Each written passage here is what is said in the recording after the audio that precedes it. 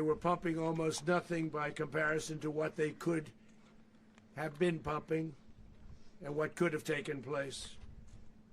We're going to have our very large United States oil companies, the biggest anywhere in the world, go in, spend billions of dollars, fix the badly broken infrastructure, the oil infrastructure, and start making money for the country. And we are ready to stage a second and much larger attack if we need to do so. So we were prepared to do a second wave if we needed to do so. We actually assumed that a second wave would be necessary, but now it's probably not. The first wave, if you'd like to call it that, the first attack was so successful, we probably don't have to do a second, but we're prepared to do a second wave, a much bigger wave, actually. This was pinpoint, but we have a much bigger wave that probably won't have to do.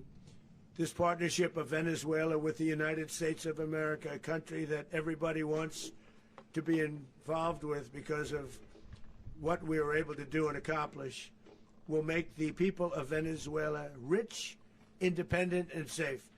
And it will also make the many, many people from Venezuela that are living in the United States extremely happy. They suffered. They suffered. So much was taken from them. They're not going to suffer anymore. The illegitimate dictator Maduro was the kingpin of a vast criminal network responsible for trafficking colossal amounts of deadly and illicit drugs into the United States. As alleged in the indictment, he personally oversaw the vicious cartel known as Cartel de las Solas, which flooded our nation with lethal poison responsible for the deaths of countless Americans, the many, many Americans. Hundreds of thousands over the years of Americans died because of him. Maduro and his wife will soon face the full might of American justice and stand trial on American soil.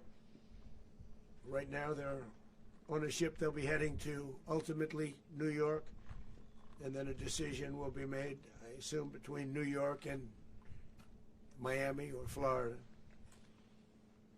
But we have people where the overwhelming evidence of their crimes will be presented in a court of law. And I've seen it. I've seen what we have. It's both horrible and breathtaking that something like this could have been allowed to take place. For many years after his term as president of Venezuela expired, Maduro remained in power and waged a ceaseless campaign of violence, terror, and subversion against the United States of America, threatening not only our people, but the stability of the entire region.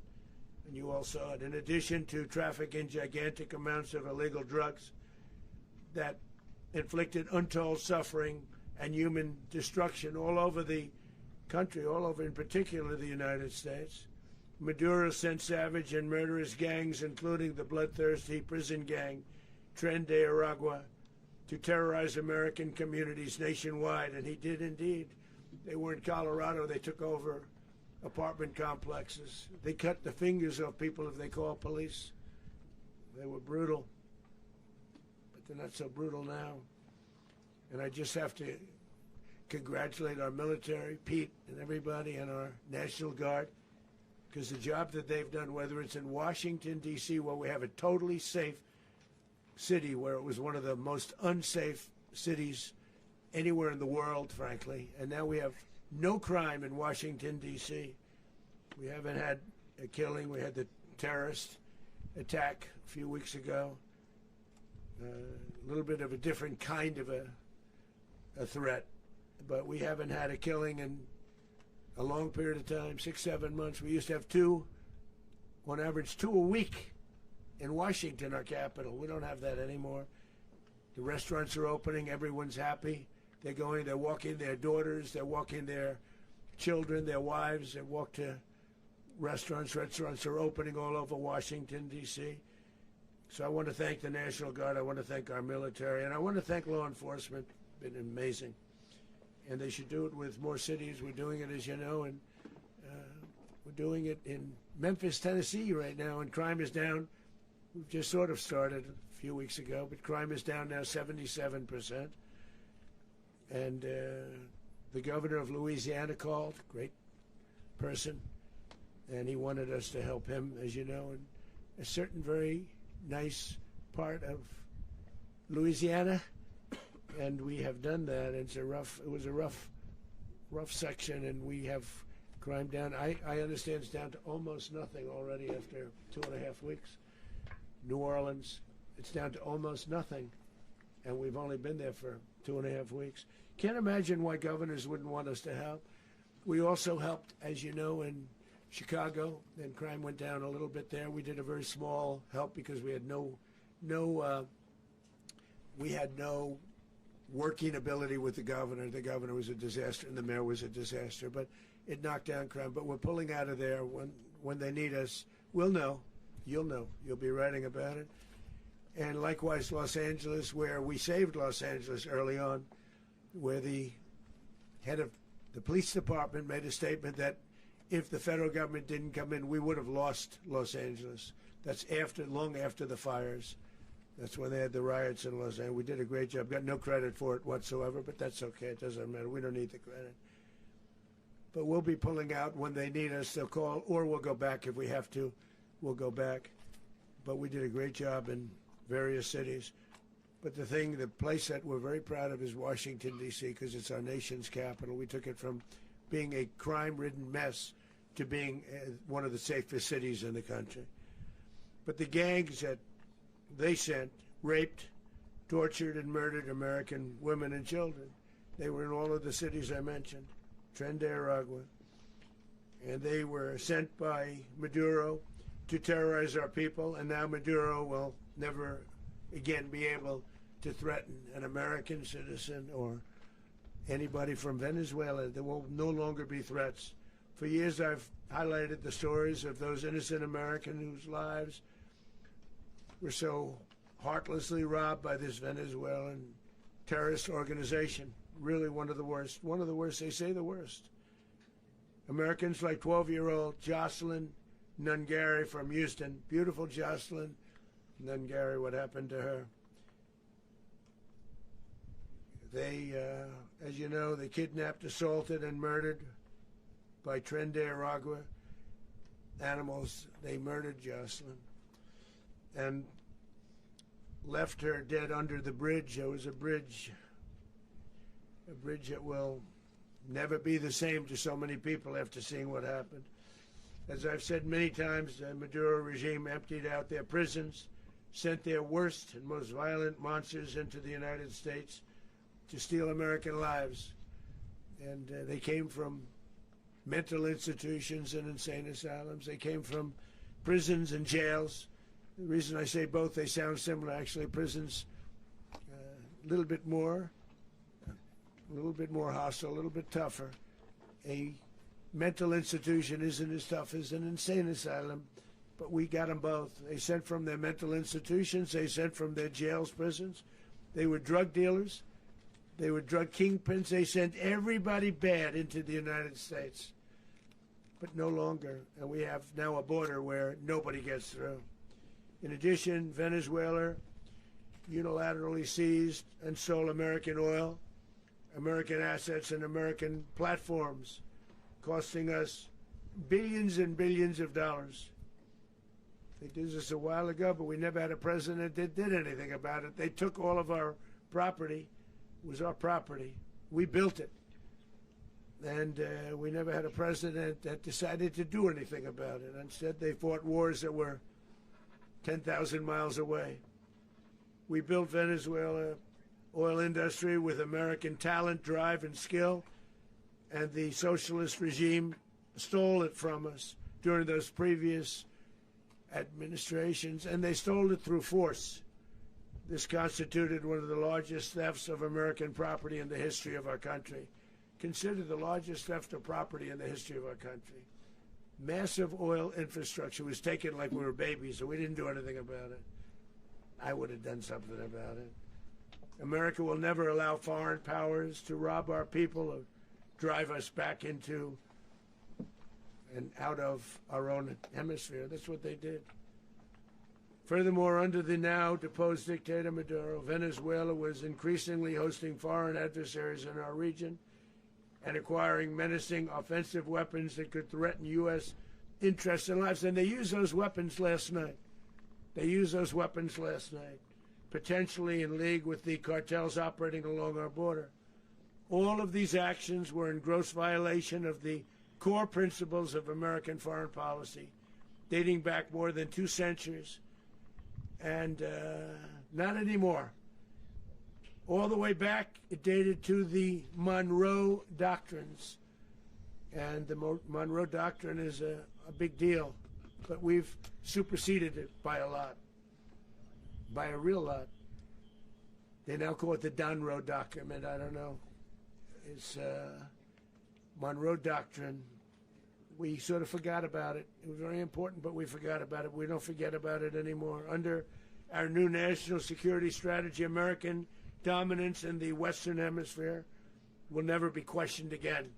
Won't happen.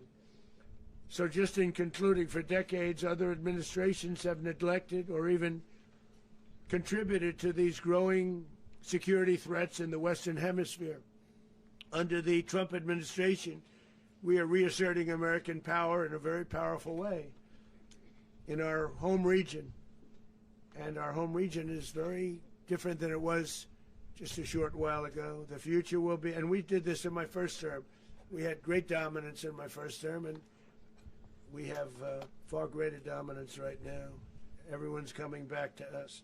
The future will be determined by the ability to protect commerce and territory and resources that are core to national security.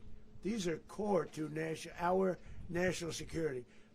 Just like tariffs they've made our country rich, and they've made our national security stronger than ever before. But these are the iron laws that have always determined global power. And we're going to keep it that way. We will secure our borders. We will stop the terrorists. We will crash the cartels, and we will defend our citizens against all threats, foreign and domestic.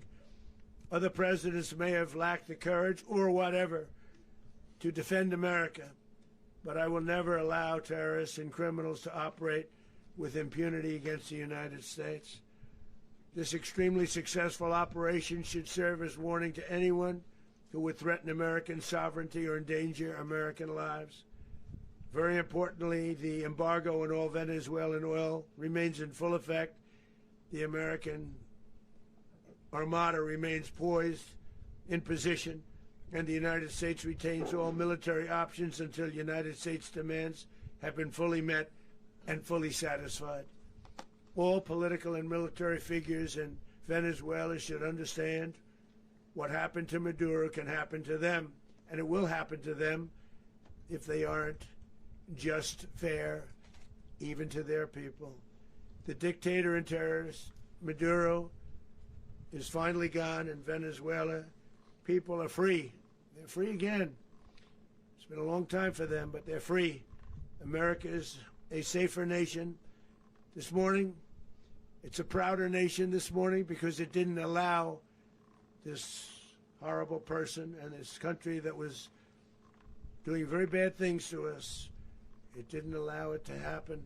And the Western Hemisphere is right now a much safer place to be. So I want to thank everybody for being here. I want to thank General Raisin Kane. He's a fantastic man. I've worked with a lot of generals. I worked with some I didn't like. I worked with some I didn't respect. I worked with some that just weren't good. But this guy is fantastic. I watched last night one of the most precise attacks on sovereignty. I mean, it was an attack for justice. And I'm very proud of him, and I'm very proud of our Secretary of War, Pete Hegseth, who I'm going to ask to say a few words. Thank you very much. Mr. President, can you explain how the U.S. will run Venezuela? Well, thank you, Mr. President. Finally, a commander-in-chief the world respects and the American people deserve. And as the President said, words can barely capture the bravery and the power and the precision of this historic operation. A massive joint military and law enforcement raid flawlessly executed by the greatest Americans our country has to offer. American warriors are second to none, the best in the world and the best of our country. What all of us witnessed last night was sheer guts and grit, gallantry, and glory of the American warrior. I'm simply humbled by such men, and I tip my hat to our chairman, Dan Raisin Kane, and all those Americans who stood watch last night. Our warriors are the elite of America, and again, President Trump has your back. No other country on planet Earth, and it's not even close, could pull this kind of operation off. And no other president has ever shown this kind of leadership, courage, and resolve, the most powerful combination the world has ever seen. As the president said, our adversaries remain on notice. America can project our will anywhere, anytime. The coordination, the stealth, the lethality, the precision, the very long arm of American justice, all on full display in the middle of the night. Nicolás Maduro had his chance, just like Iran had their chance, until they didn't and until he didn't. He effed around and he found out. President Trump is deadly serious about stopping the flow of gangs and violence to our country. Deadly serious about stopping the flow of drugs and poison to our people. Deadly serious about getting back the oil that was stolen from us. And deadly serious about reestablishing American deterrence and dominance in the Western Hemisphere. This is about the safety, security, freedom, and prosperity of the American people. This is America first. This is peace through strength. And the United States War Department is proud to help deliver it. Welcome to 2026, and under President Trump, America is back. I'd like to welcome now our chairman, Chairman Raisin Kane, to give a few more details about the operation. Mr. Chairman.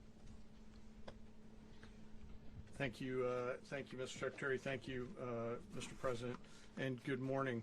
Last night, on the order of the President of the United States and in support of a request from the Department of Justice, as the President said, the United States military conducted an apprehension mission in Caracas, Venezuela, to bring to justice two indicted persons, Nicolás and Cecilia Maduro. This operation, known as Operation Absolute Resolve, was discreet, precise, and conducted during the darkest hours of January 2nd and was the culmination of months of planning and rehearsal, an operation that, frankly, only the United States military could undertake.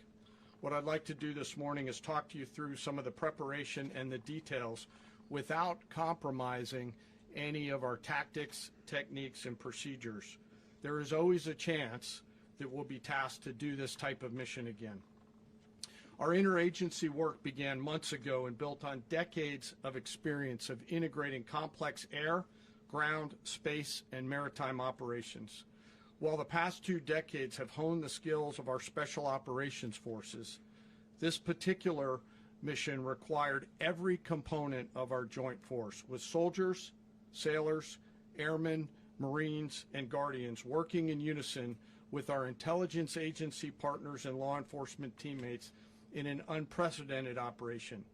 We leveraged our unmatched intelligence capabilities and our years of experience in hunting terrorists, and we could not have done this mission without the incredible work by various intelligence agencies, including the CIA, NSA, and NGA. We watched, we waited, we prepared, we remained patient and professional. This mission was meticulously planned, drawing lessons from decades of missions over the last many years, many missions over these last many years. This was an audacious operation that only the United States could do. It required the utmost of precision and integration within our joint force. And the word integration does not explain the sheer complexity of such a mission. An extraction so precise it involved more than 150 aircraft launching across the Western Hemisphere in close coordination, all coming together in time and place to layer effects for a single purpose: to get an interdiction force into downtown Caracas while maintaining the element of tactical surprise. Failure of one component of this well-oiled machine would have endangered the entire mission, and failure is never an option for America's joint force. Those in the air over Caracas last night were willing to give their lives for those on the ground and in the helicopters. Let me talk a little bit about the preparation.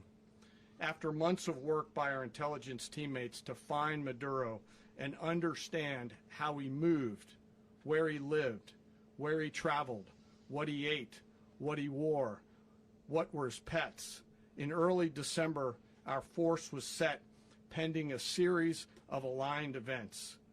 Key was choosing the right day to minimize the potential for civilian harm and maximize the element of surprise, and minimize the harm to the indicted personnel, so as the President said, they could be brought to justice. And as the President said earlier today, weather in Venezuela is always a factor this time of the year.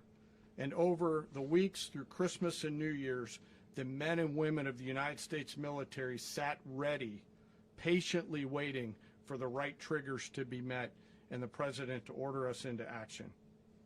Last night, the weather broke just enough, clearing a path that only the most skilled aviators in the world could maneuver through. Ocean, mountain, low cloud ceilings, but when tasked with a mission, this organization does not quit. At 10:46 p.m. Eastern Time last night, the President ordered the United States military to move forward with this mission. He said to us, and we appreciate it, Mr. President, good luck and Godspeed. And those words were transmitted to the entire joint force. Over the course of the night, aircraft began launching from 20 different bases on land and sea across the Western Hemisphere. In total, more than 150 aircraft, bombers, fighters, intelligence, reconnaissance, surveillance, rotary wing were in the air last night. Thousands and thousands of hours of experience were airborne. Our youngest crew member was 20, and our oldest crew member was 49, and there's simply no match for American military might. As the night began, the helicopters took off with the extraction force, which included law enforcement officers, and began their flight into Venezuela at 100 feet above the water. As they approached Venezuelan shores, the United States began layering different effects provided by Spacecom, Cybercom, and other members of the interagency to create a pathway. Overhead, those forces were protected by aircraft from the United States Marines, the United States Navy, the United States Air Force, and the Air National Guard. The force included F-22s, F-35s, F-18s, EA-18s, E-2s, B-1 bombers, and other support aircraft, as well as numerous remotely piloted drones.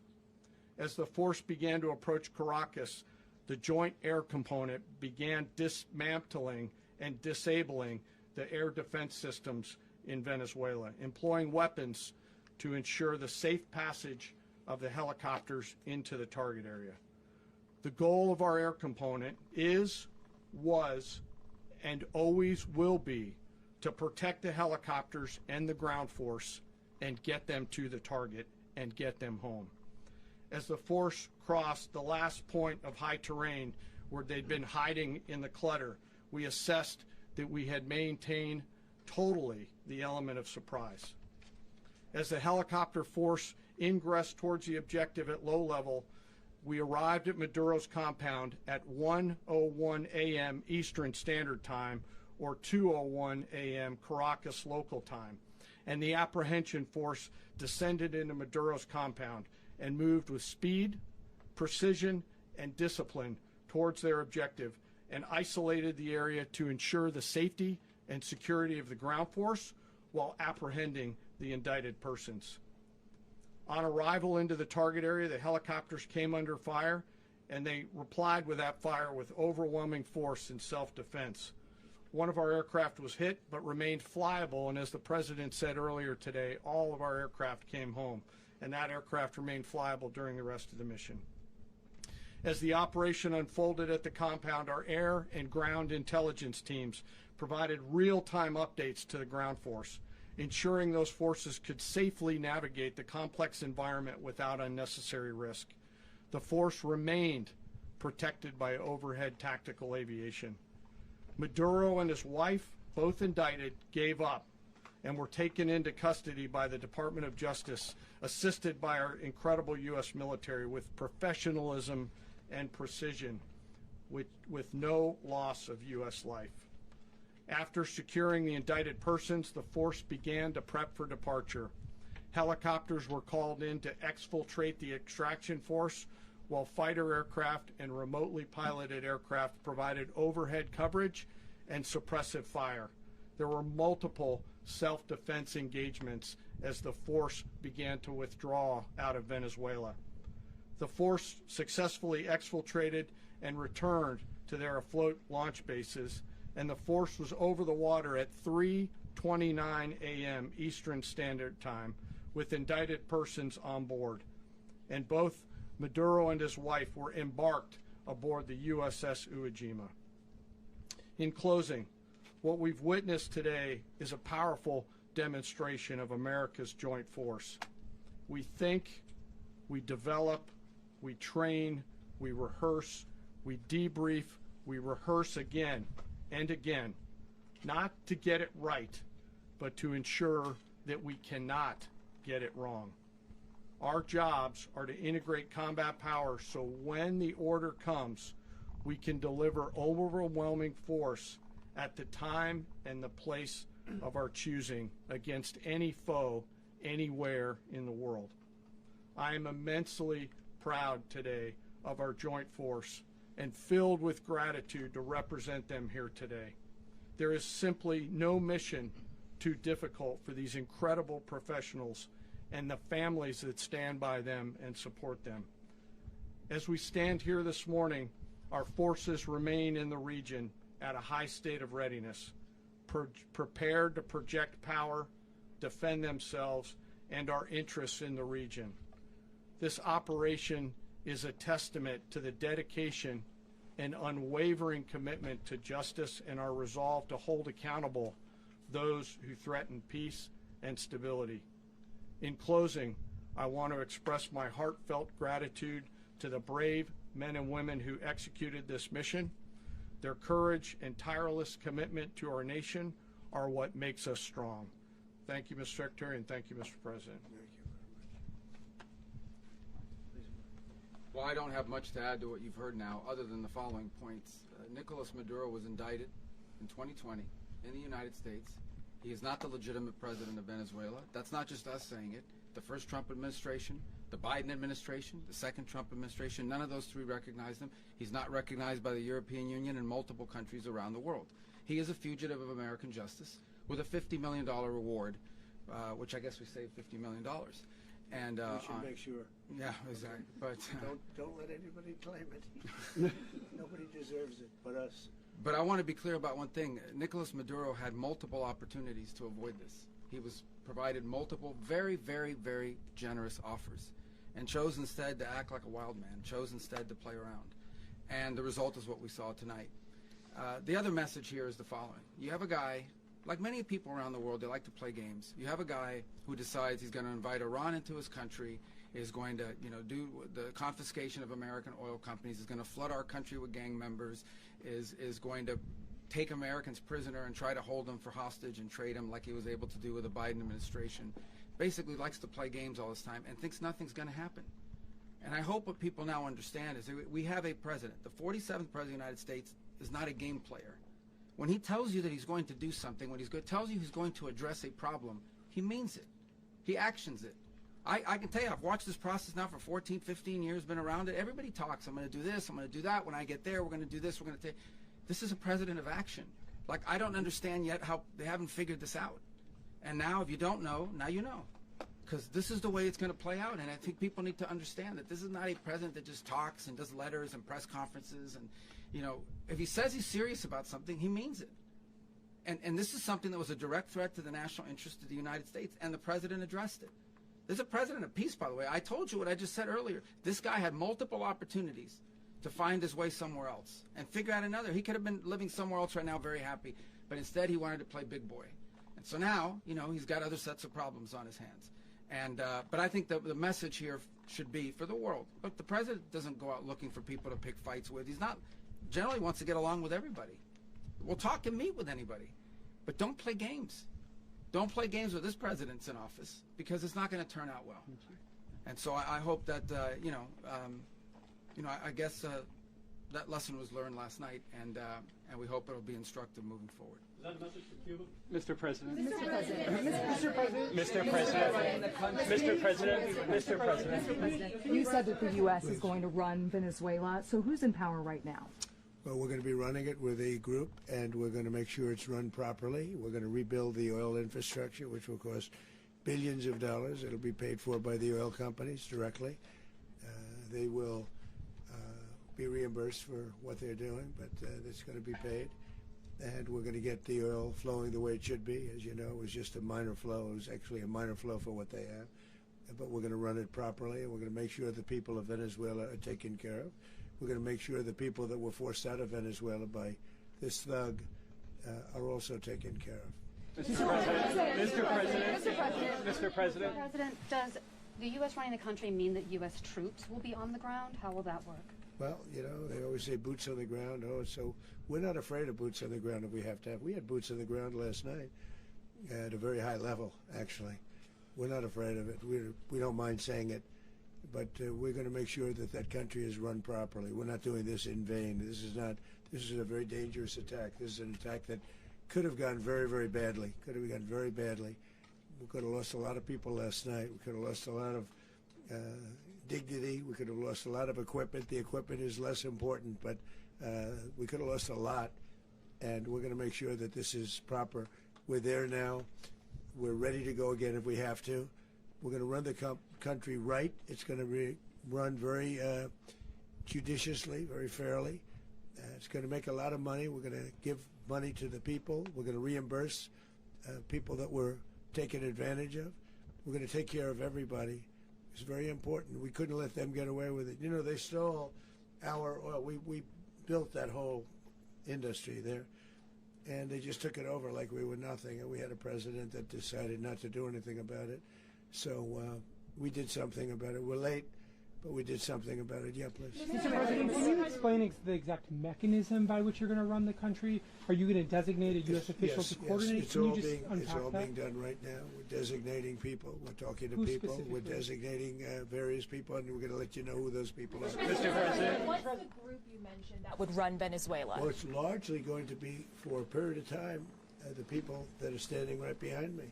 We're going to be running it. We're going to be bringing it back. It's a dead, I talk about a dead country.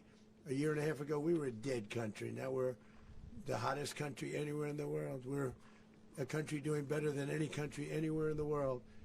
And it required leadership. Venezuela has a lot of bad people in there, a lot of bad people that shouldn't be leading. We're not going to take a chance that one of those people take over for Maduro.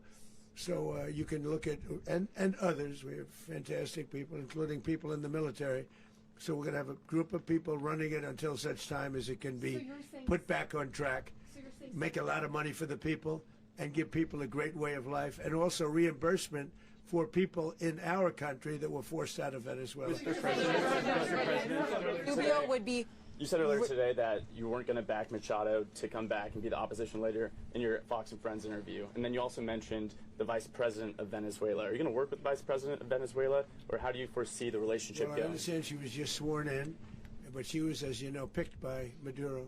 So Marco's working on that directly. He just had a conversation with her, and she's essentially willing to do what we think is necessary to make Venezuela great again. Very simple. Mr. President, Colombian President Gustavo Petro, a couple weeks ago, you said he's got to watch his ass.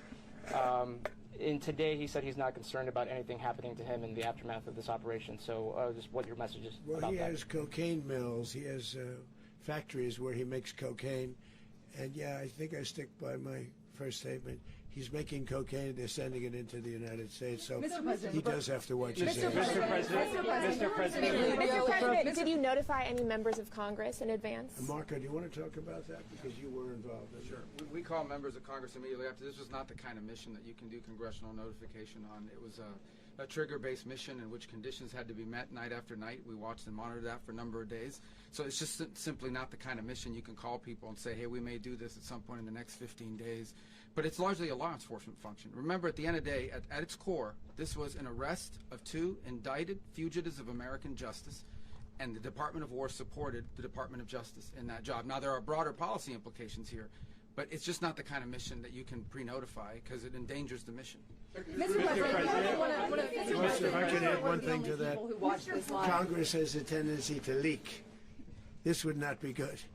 If they leaked, General, I think it would have been maybe a very different result. But I have to say, they knew we were coming at some point, you know. We had a lot of ships out there. They sort of knew we were coming. But Congress will leak, and we don't want leakage. Mr. President, you were one of the only people to watch this all play out live. What was Maduro doing when the U.S. forces entered what I assume would be his home? And also, was there any point where the U.S. was considering if Maduro pushed back or resisted killing Maduro? It could have happened. It could have happened. He was trying to get into a safe place. You know what a safe place is, all steel. And he wasn't able to make it to the door because our guys were so fast. They went through the opposition so fast. And there was a lot of opposition. You know, people were wondering, do we get them by surprise? Sort of surprised, but they were waiting for something. It was a lot of opposition. There was a lot of gunfire. You saw some of it today. But he was trying to get to a safe place, which wasn't safe because we would have had the door blown up in about 47 seconds, they say on average, regardless of how thick the steel was. It was a very thick door. It was a very heavy door, but he was unable to get to that door. He made it to the door. He was unable to close it. So where's Maduro going to be? Go ahead, finish. Where is Maduro going to be in the time being right now? Do you know his exact Well, whereabouts? eventually, ultimately, in the near future, he's going to be brought to New York. And where is he going to be held? Where is he going to be held in New York? Do you know? That's going to be up to the officials that do these things. Mr.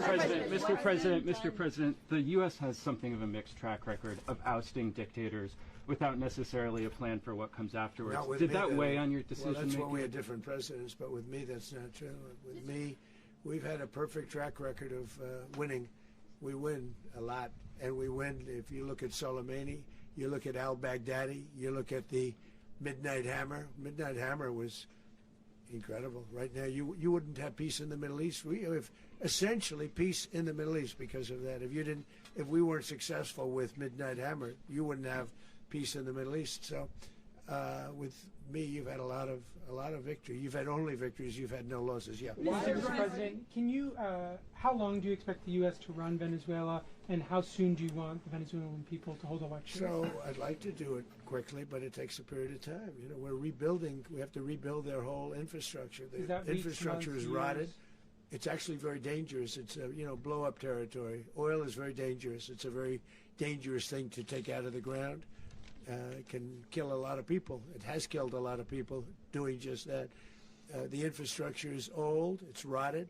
Much of it is stuff that we put there 25 years ago, and we're going to be replacing it. And we're going to take a lot of money out so that we can take care of the country. Are you saying that Secretary Rubio and Mr. President, China, Russia, and Iran have interests in Venezuela. How does this operation affect your relationships with them when it comes to the oil in terms of and China drugs? and Russia, Russia when we get things straightened out. But in terms of other countries that want oil, we're in the oil business. We're going to sell it to them. We're not going to say we're not going to. In other words, we'll be selling oil, probably in much larger doses because they couldn't produce very much because their infrastructure was so bad. So we'll be selling large amounts of oil to other countries, many of whom are using it now, but I would say many more will come. Are you saying that, Mr. President, are you saying that? Oh. Mr. President, thank you. What is your message to the people of Venezuela today? Of course, the civilian population specifically, they have a lot of questions. What is your message to the people of Venezuela? That you're going to have peace, justice. You're going to have some of the riches that you should have had for a long period of time. It was stolen from you. but you're going to have peace and you're going to have safety, you're going to have justice, you're going to have a country, you're going to have a real country, you're going to have potentially a great country. You know, if you go back 20 years, maybe even a little longer ago, that was a great country, and they destroyed it. Remember I said that if we lose this election, the United States will be Venezuela on steroids. That's what would have happened. Had we lost the election, the 2024 election, we suffered so badly. When you look at the border from 2020, what they did, what Joe Biden administration did to our country should never be forgotten. But if we had to go through another year of that, we would be exactly where Venezuela was in terms. I used to say, if they win, we're going to be Venezuela on steroids, and that's what would have happened. President, thank you. Are you saying that Secretary Hegseth and Rubio are going to be running Venezuela, and will you be sending in U.S. military They're troops going to to be a provide? team that's working with the people of Venezuela to make sure that we have Venezuela right. Because for us to just leave, who's going to take over? I mean, there is nobody to take over. You have a vice president who's been appointed by Maduro. And right now she's the vice president, and she's, I guess, the president. She was sworn as president just a little while ago. She had a long conversation with Marco, and she said, we'll do whatever you need. I think she was quite gracious, but she really doesn't have a choice. We're going to have this done right. We're not going to just do this with Maduro, then leave like everybody else, leave and say, you know, let it go to hell. If we just left, it has zero chance of ever coming back. We'll run it properly. We'll run it professionally. We'll have the greatest oil companies in the world go in and invest billions and billions of dollars and take out money, use that money in Venezuela. And the biggest beneficiary are going to be the people of Venezuela. And also, I can't stress this strongly enough, the people that got thrown out of Venezuela that are now in the United States, and frankly, some want to stay and some probably want to go back. Yeah. So, Mr. President, what is being done to protect Americans in the country, and were any of the detained Americans Well, right now they're rescued very last protected night? because nobody's going to mess with us. They're very protected. The people of, and we let them know that you better not touch one of them. Are you concerned that bad elements of the Maduro regime will remain in place? Well, we know who they are. We're on them, and they're acting much differently now than they would have acted 2 days ago. And what can you Okay, say wait, about behind you, please. Mr. President, why is running a country in South America America first? Well, I think it is because we want to surround ourselves with good neighbors. We want to surround ourselves with stability. We want to surround ourselves with energy. We have tremendous energy in that country. It's very important that we protect it. We need that for ourselves. We need that for the world. And we want to make sure we can protect it. Mr. President, on oil? Yes, sir. Please, go ahead. Yeah, is there a message here for Cuba and Diaz-Canel? Well, Cuba's an interesting case. Cuba is, you know, not doing very well right now. That system has not been a very good one for Cuba. The people there have suffered for many, many years. And I think Cuba is going to be something we'll end up talking about because Cuba is a failing nation right now, very badly failing nation. And we want to help the people. It's very similar in the sense that we want to help the people in Cuba, but we want to also help the people that were forced out of Cuba and living in this country. Do you want to say something about that, Marco, please? Well, I mean, I just gave you a statement a few minutes ago about, you know, when the president speaks, you should take him seriously. So suffice it to say, you know, Cuba is a disaster. It's run by incompetent, senile men, and in some cases, not senile, but incompetent nonetheless. It has no economy. It's in total collapse. And by the way, you know, they were, you know, all of the guards that helped protect Maduro, this is well known, their whole spy agency, all that were full of Cubans. I mean, they basically, it's amazing. This poor island took over Venezuela in some cases. One of the biggest problems that Venezuelans have is they have to declare independence from Cuba. They tried to basically colonize it from a security standpoint. So, yeah, look, if I lived in Havana and I was in the government, I'd be concerned, at least a little bit. Are you cutting off the oil flow to Cuba from Venezuela? Well, the president already announced a week ago that anything that's sanctioned, it's sanctioned oil, it's not going to be allowed to get there. So that's an The answer is yes. Mr. President. Is the U.S. aware of the location of opposition leader Machado, and have you been in contact with her? No, we haven't. No, we haven't. Mr. President, on Monday. Oh, I think it would be very tough for her to be the leader. She doesn't have the support within or the respect within the country. She's a very nice woman, but she doesn't have the respect. Mr. President, is it possible that the U.S. ends up administrating Venezuela for years? You know, well, you know, it won't cost us anything because money coming out of the ground is very substantial, so it's not going to cost so us the U.S. anything. isn't going to dedicate we any will. money to. Well, we want redevelopment. safety there. We want to be surrounded by countries that aren't housing all of our enemies all over the world. That's what was happening, and you don't want to have that. But we're going to be rebuilding, and we're not spending money. The oil companies are going to go in. They're going to spend money. We're going to take back the oil that, frankly, we should have taken back a long time ago. A lot of money is coming out of the ground. We're going to get reimbursed for all of that. We're going to get reimbursed for everything that we spend. So it's going to be a very important. This is a very big evening that took place last night. We have to be surrounded by safe, secure countries, and we also have to have energy. Very important. We have to have energy that's real energy, not where they're getting 4% and 5% of the energy out of the ground. You take a look. It was such a disaster. So what's going to happen with Venezuela, I think, over the next period of a year is going to be a great thing. And the people of Venezuela will be the biggest beneficiaries. Mr. President, U.S.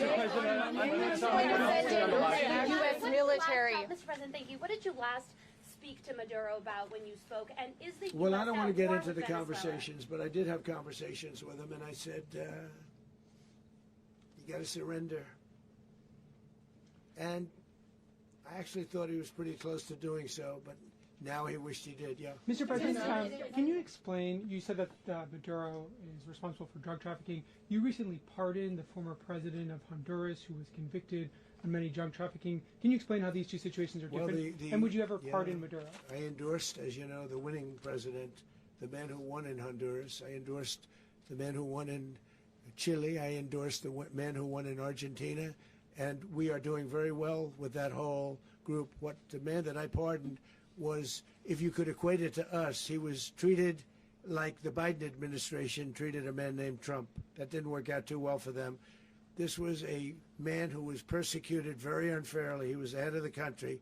He was persecuted very unfairly. And there are a number of them. And we felt that it was a very unfair situation that happened to him. He's also a party member of the man who won. So obviously the people liked what I did. And one of the reasons that was done is because of the fact that the party in power felt very strongly that that man was treated very badly. I studied it very quickly, and then I studied it in great detail. I went to a lot of the people standing behind me, and they felt that that man was persecuted and treated very badly. That's why I gave him a pardon. Mr. President, you referenced boots on the ground earlier. Can you just sort of button this up? Do you envision the U.S. military having a presence in Venezuela as the U.S. runs that country? Well, no, we're going to have a presence in Venezuela as it pertains to oil, because we have to have, we're sending our expertise in. So you may need something, not very much. But no, we're going to be taking out a tremendous amount of wealth out of the ground. And that wealth is going to the people of Venezuela and people from outside of Venezuela that used to be in Venezuela. And it goes also to the United States of America in the form of reimbursement for the damages caused us by that country. So I want to thank you all very much. Thank you. Do you have one? Yes, please. You were so nice before. I'm going to give you the final question. Go Thank ahead. you, Mr. Unless it's a bad question, in which case I'll go one more. It's about who? It's about Putin, if you want. About Putin. Well, okay. That's always nice. You had a phone. About Putin. You had a phone call with him Yeah. on Monday. Did he talk at all about Maduro? Did y'all talk about this? No, we didn't. And We then- never spoke about Maduro. Are you mad at him right now? I mean, there's this I'm not intelligence. thrilled with Putin. I'm not thrilled with Putin. He's killing too many people. There was that I intelligence. thought that would be so.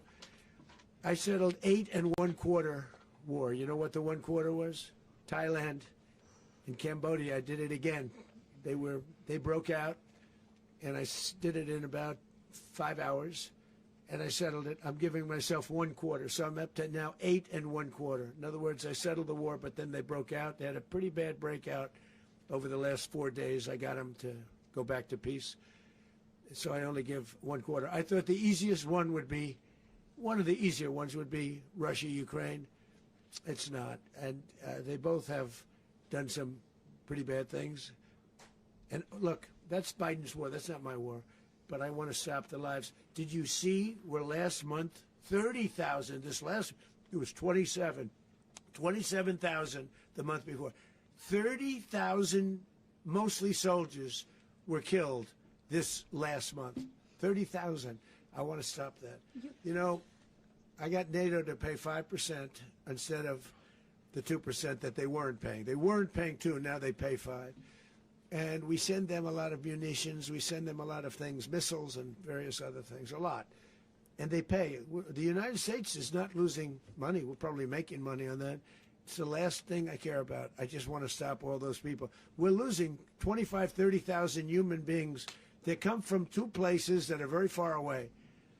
But if I can stop, because it's something I've been pretty good at doing, deals, I guess. It's all a deal. Life is a big deal. But if I can stop that war and stop 30,000 young people, in addition to the fact that people are being killed in Kiev, people are being killed in other cities throughout, you know, a much smaller number, but they're being killed, viciously killed. So I'm not happy about it. I thought that would be something that would get solved. We have Mr. Witkoff here. I think that we're making progress, but that's a war that should have never happened. If I were president, it would have never happened. Putin says it. Everybody says it. If I were president, that would have never happened. But I inherited that war. That was Joe Biden, Zelensky, and Putin. I came into the situation, and it's a mess.